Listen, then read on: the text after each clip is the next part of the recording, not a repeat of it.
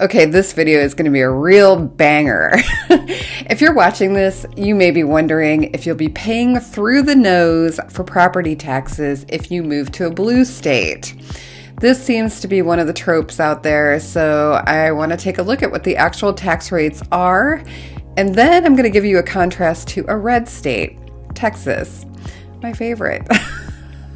I'm picking on Texas because it seems like many of you actually live there, but they are also probably a pretty good representative state if taxes are a thing for you.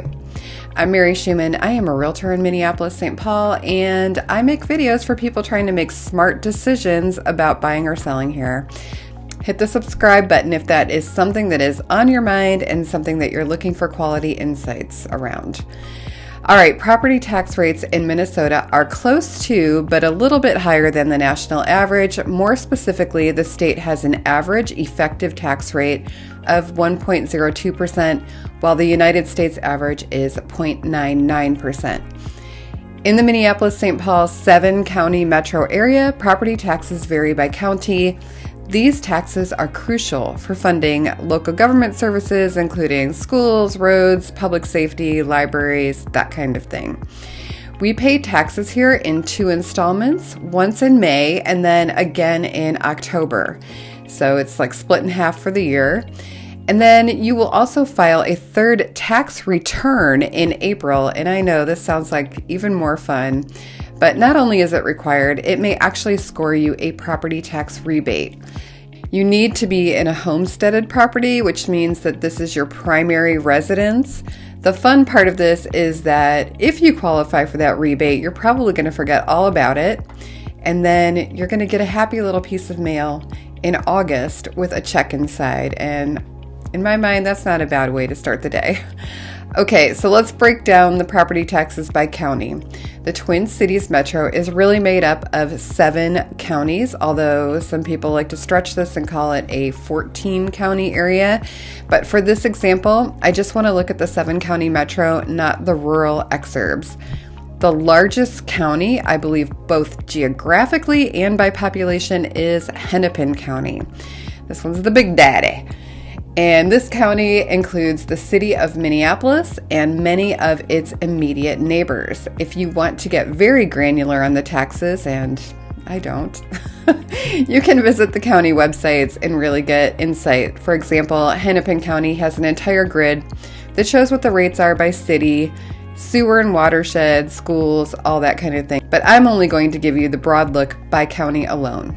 These rates are based on the county valuation of the property, and I always advise people to contest the valuation when you see it jumps up because it doesn't hurt, but it can certainly help. Okay, so Hennepin comes in at 1.32%. Neighboring Ramsey County, which includes the city of St. Paul, is at 1.47%. Dakota County, south of the metro, is at 1.17%, and cities like Apple Valley and Lakeville are in Dakota County. Anoka is the county directly north of the city of Minneapolis, and their tax rate is 1.17%. Washington County sits to the south and east. It's home to popular suburbs like Woodbury. They come in at 1.08%. Scott County comes in at 1.19%. Scott County is home to the south and western suburbs of Shakopee and Burnsville.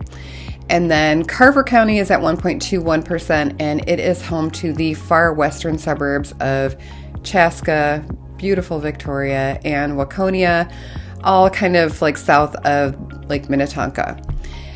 All right, so the rates we just covered are for county only, so it's important to note that individual cities within these counties may impose additional taxes on top of the county property tax to fund specific city services.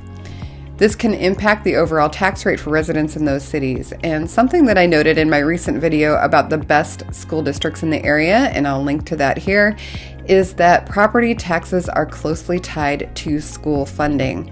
So typically areas with higher property values and higher property taxes tend to have more highly rated and better funded schools. This is really an important consideration for families prioritizing education. So let's take a look at Texas for comparison and see what leads to the differences between the two. I often hear from people moving from Texas that the property taxes are high there, and that is a function of where the state gets its income as a whole and what services they provide in exchange for it.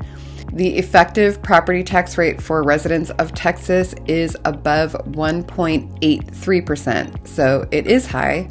Counties like Harris, Tarrant, El Paso, Webb, and Fort Bend have some of the highest property tax rates in Texas, often exceeding 2%, which is double the national average. So why is this? Texas does not have a personal income tax. To compensate for this lack of revenue, the state relies heavily on property taxes as a primary source of funding for essential public services. This reliance on property taxes leads to higher rates compared to states that also collect some income taxes. In Texas, local taxing authorities have the autonomy to set their own property tax rates. This means that different counties and cities can have varying tax rates based on their specific needs and decisions on real estate appraisal. This autonomy can lead to significant variations in property tax rates across the state. A substantial portion of property taxes in Texas are allocated to fund public schools. The state's education system there is largely supported, like Minnesota, by local property taxes, contributing to higher rates for homeowners.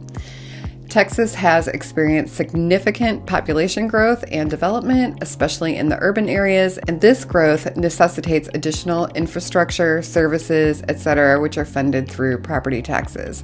So as a result, the expansion and growing population can also lead to increased property tax rates. The real estate market in Texas has seen a considerable appreciation in property values, and as property values increase, so do the property tax assessments, leading to higher tax bills for homeowners. So even if the rate itself doesn't change, your actual out-of-pocket cost does.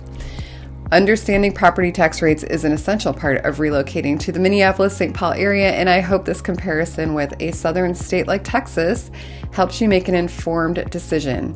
When compared to a state like Minnesota, where property tax rates can vary but are generally lower and supplemented by state income tax, the difference becomes a little more apparent. And this contrast is a key consideration for people moving between states, especially when assessing the overall tax burden and cost of living.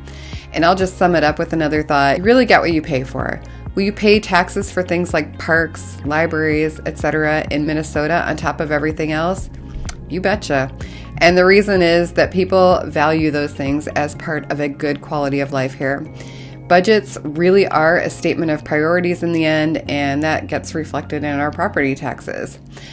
I hope this helps you think about the cost of living in Minneapolis-St. Paul. I truly love talking to people that meet me on YouTube, so please reach out if you have questions about this or anything else. Thanks for watching.